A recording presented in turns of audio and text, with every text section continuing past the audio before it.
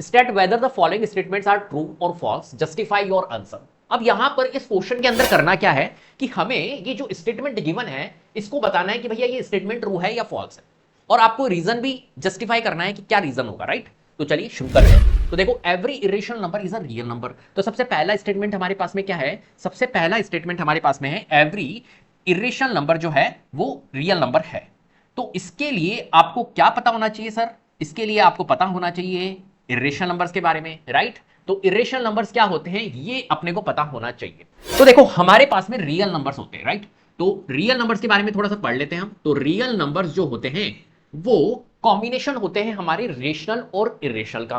तो real numbers is the combination of rational and irrational. यहां मैं लिख लेता हूं रेशनल नंबर और यहां मैं लिख लेता हूं इरेशनल नंबर।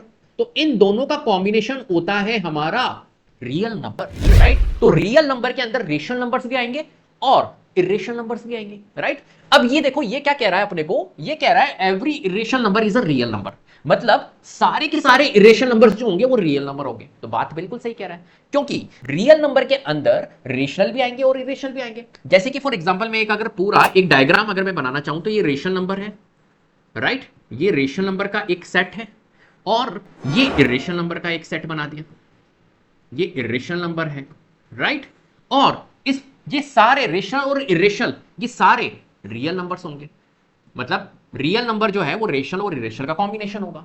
अब ये क्या कह रहा है अपने को, every irrational number is a real number. तो क्या ये हर एक इरेशनल नंबर रियल नंबर होगा? यस, बिल्कुल सही बात है, every irrational number is a real number, right. मेरी बात समझ में आ रही है? तो ये स्टेटमेंट हमारी क्या होगी, ये स्टेटमेंट हमारी फर्स्ट वाली जो स्टेटमेंट होगी वो हमारी ट्रू होगी, क्योंकि जो इरेशनल नंबर्स होते हैं सारे के सारे इरेशनल नंबर्स रियल नंबर होते हैं, क्योंकि रियल नंबर जो होते हैं वो कॉम्बिनेशन ऑफ रेशनल और इरेशनल होते हैं।